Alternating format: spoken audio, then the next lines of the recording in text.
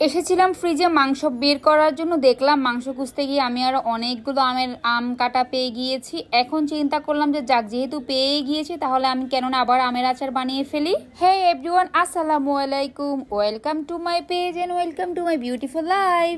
Fridge থাকলে আসলে অনেক বেশি সুবিধা। যাদের ডিপ ফ্রিজ আছে তারা এরকম আমকে কেটে আমের সিজনে কেটে কেটে ছোট করে করে রেখে দিতে পারেন। অ্যান্ড অফ সিজনে যখন আপনার বাসায় আম শেষ হয়ে যাবে, ইচ্ছে করবে যে কিছু আচার খাওয়ার জন্য, তখন আপনি বানিয়ে খেয়ে ফেলতে পারেন এমন করে আমের আচার।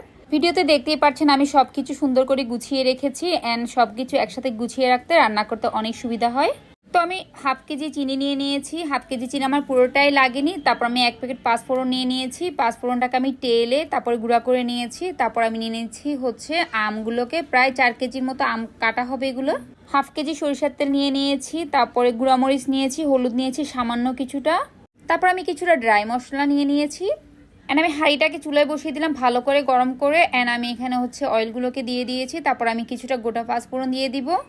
এটাকে আমি একটু গরম হওয়ার জন্য অপেক্ষা করব। অ্যান্ড আমি এখন একে একে আমার সব মশলাগুলোকে দিয়ে দিব। সবার প্রথমে আমি দিয়ে দিচ্ছি শুকনো মরিচ, এরকম 5-6টা শুকনো মরিচ দিয়ে দিয়েছি। তারপর একটু গরম হয়ে আসলে দেন আমি এখানে দিয়ে দিব রসুনগুলোকে। আপনি চাইলে সব মশলাকে একসাথেও দিতে পারেন, আবার চাইলে স্টেপ বাই স্টেপও দিতে পারেন। এরকম রসুনের আচার নর্মালি আম ছাড়াও আপনারা বানিয়ে খেতে পারেন। আমরা একটু রসুন বেশি পছন্দ করি, তাই হচ্ছে আচারের মধ্যে একটু রসুন বেশি দিয়ে থাকি। আর নর্মালি একটু ভাতের সাথে, পোলাওর সাথে, তারপরে খিচুড়ির সাথে যদি একটু এমন রসুনের আচার হয় আর কোনো কিছুই লাগে না। আমি এখন রসুনগুলোকে দিয়ে দিয়ে কিছুক্ষণ ভালো করে নেড়ে চেড়ে নিব। যখন তেলটা একটু ফুটে আসবে তখন হচ্ছে আমি আস্তে আস্তে করে আমার বাকি গোটা মশলাগুলোকে দিয়ে দিব। দেখতেই পাচ্ছেন আমি মশলাগুলোকে দিয়ে দিয়েছি। অয়েলটা যখন ভালো করে ফুটে আসবে, নাড়াচাড়া করব সব কিছু ভালো করে, এই পর্যায়ে আমি বাকি মশলাগুলোকে দিয়ে দিব। এখন আমি দিয়ে দিচ্ছি আদা রসুন বাটা। আমি 2 টেবিল স্পুন আদা রসুন বাটা দিয়ে দিয়েছি, কারণ আমার এখানে অনেকগুলো আম রয়েছে। আপনারা চাইলে আদা কুচি করেও দিতে পারেন, আবার চাইলে এভাবে ব্লেন্ড করা আদাও দিতে পারেন। আমার কাছে ব্লেন্ড করা আদা ছিল, তাই ব্লেন্ড করা আদাগুলোকে আমি দিয়ে দিয়েছি। অ্যান্ড আমার আদা রসুন বাটাগুলো যখন ভালো করে মিক্স করে নিব, তারপরে আমি দিয়ে দিয়েছি 1 টেবিল স্পুন হচ্ছে মরিচের গুঁড়া আর হাফ টেবিল স্পুন হলুদের গুঁড়া দিয়ে দিয়েছি। ওগুলোকে ভালো করে মিক্স করে নিয়ে এখন আমি দিয়ে দিচ্ছি সরিষা বাটাগুলোকে। আমি 1 কাপ সরিষা বাটা নিয়েছি এখানে। অ্যান্ড আবার সব কিছু ভালো করে নেড়েচেড়ে দিয়ে দিচ্ছি স্বাদ মতো লবণ। লবণটা আপনাদের মুখে যে পরিমাণ আপনাদের ভালো লাগবে ওই পরিমাণে দিবেন, স্বাদ মতো আর কি। অ্যান্ড আমার মশলাগুলো ভালোভাবে কষে গিয়েছে। এখন দেখতেই পাচ্ছেন আমি কাটা আমগুলোকে দিয়ে দিচ্ছি। আমরা আমগুলোকে এভাবেই সংরক্ষণ করি ডিপ ফ্রিজে রেখে। আর এগুলো কিন্তু আমাদের গাছের আম। আমের সিজনে আমরা অনেকগুলো আম বাড়ি থেকে কেটে এভাবে নিয়ে আসি, এসে ফ্রিজে রেখে দিই। যখন আমাদের প্রয়োজন পড়ে হয়তো আমরা আমসত্ত্ব বানিয়ে খাই, নয়তো আমরা এভাবে আচার বানিয়ে খাই। এই পর্যায়ে আমি যে মশলাটাকে গুঁড়ো করে রেখেছিলাম পাঁচফোড়ন, ওইটাকে আমি হাফ দিয়ে দিয়েছি। দিয়ে আমি ভালো করে নেড়ে চেড়ে নিব। অ্যান্ড ভালো করে নাড়াচাড়ার পর আরও কিছুক্ষণ রান্না করে আমি দিয়ে দিচ্ছি চিনি। অ্যান্ড আমি চিনি কিন্তু অনেক বেশি দিব না, 1.5 কাপের মতো চিনি দিয়েছি। আমটা যেহেতু অনেক টক আর কাঁচা আম ছিল, যার জন্য বেশি মিষ্টি দিব না, টক মিষ্টি ঝাল আচার যেহেতু হবে এটা।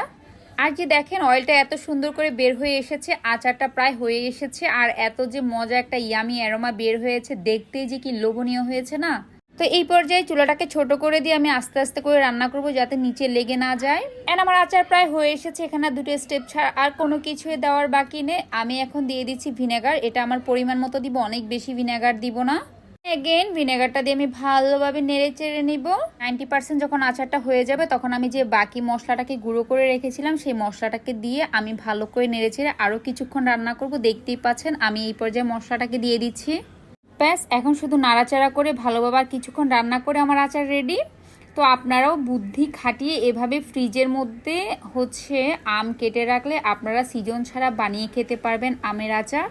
অ্যান্ড বিলিভ মি, এত যে মজা, এত সিম্পল ওয়েতে আচার বানানো যায়। আমি যখন থেকে আচার বানানো শিখেছি, আমার আচার আমি যখনই বানিয়েছি আলহামদুলিল্লাহ আমার ফ্যামিলির সবাই চেটেপুটে খায় অ্যান্ড অনেক পছন্দ করে আমার আচারকে।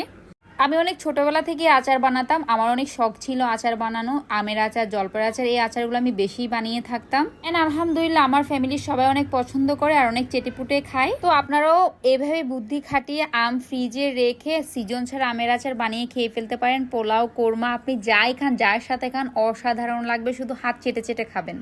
অ্যান্ড কথা বলতে বলতে আমার ভিডিও পুরো শেষ হয়ে এসেছে। তো আমার ভিডিওটা যদি ভালো লেগে থাকে অবশ্যই একটা লাইক, কমেন্ট, শেয়ার করে দিবেন। টাটা, আল্লাহ হাফিজ, আসসালামু আলাইকুম।